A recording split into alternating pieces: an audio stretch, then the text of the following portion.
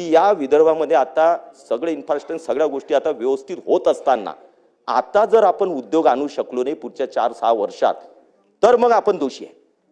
आणि म्हणून आता उद्योग क्रांती ह्या विदर्भात होणे आवश्यकच आहे।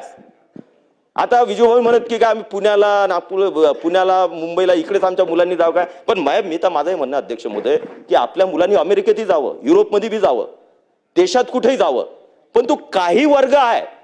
की तो त्या तालुक्यामध्ये त्या जिल्ह्यामध्ये जो शेतकऱ्यांचे मुलं आहेत त्यांना तिथं आपली शेती करत बाकी त्यांच्यासाठी सुद्धा छोट्या मोठ्या इंडस्ट्री त्यांनाही रोजगार तिथं जागेवर मिळाला पाहिजे हा सुद्धा दृष्टिकोन ठेवला पाहिजे। बाकीचे उच्च शिक्षित ज्यांना वाटलं अमेरिकेत जा युरोपमध्ये जायचं आहे देशात कुठं करायचं ते जाऊ शकतात, पण ज्यांना असं वाटलं आपला भूभाग आपली शेती आहे आपला छोटा मोठा धंदा आहे आपल्याला तिथंच नोकरी मिळेल त्यांच्यासाठी औद्योगिक धोरण। आणि मला आनंद अध्यक्ष 3 दिवसापूर्वी पेपरमध्ये औद्योगिक धोरण वाचलं,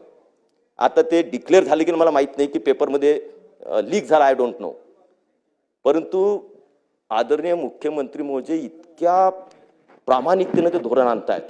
जर तुम्ही धोरण बघितलं तर मला वाटतं की येणाऱ्या 60 वर्षामध्ये म्हणजे 2030-31 पर्यंत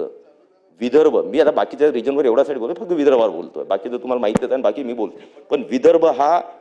औद्योगिकच्या पुढे जाणार अध्यक्ष महोदय। पण शेवटचं एकच मिनिट अध्यक्ष महोदय 12 डिस्ट्रिक्ट जे आहेत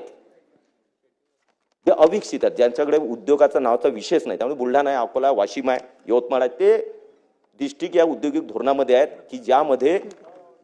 छोटे मोठे उद्योग प्रस्थापित करून त्या भागात रोजगार निर्मिती होणे। आणि माझी एवढीच विनंती राहणार अध्यक्ष महोदय की यामध्ये इन्सेंटिव्ह देत असताना औद्योगिक धोरणामध्ये सगळ्यात मोठा इन्सेंटिव्ह हा लागेल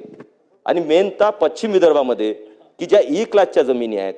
ज्या शासनाच्या आहेत, कारण कोणताही उद्योग छोटा मोठा यायचा म्हटला तर जमीन घेणे आणि मोठ्या प्रमाणात गुंतवणूक करणे शक्य होणार नाही, त्यामुळे या भागात येणार नाही। तर ह्या ई क्लासच्या आणि शासकीय जमिनी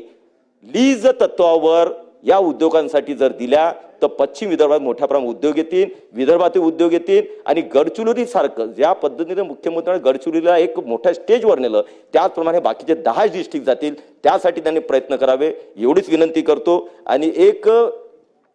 महाराष्ट्र पुढे जात असताना विदर्भ सुद्धा आता मागे राहत नाही देवेंद्र नेतृत्वामध्ये, याचा आम्हाला अभिमान आहे। जय हिंद जय महाराष्ट्र।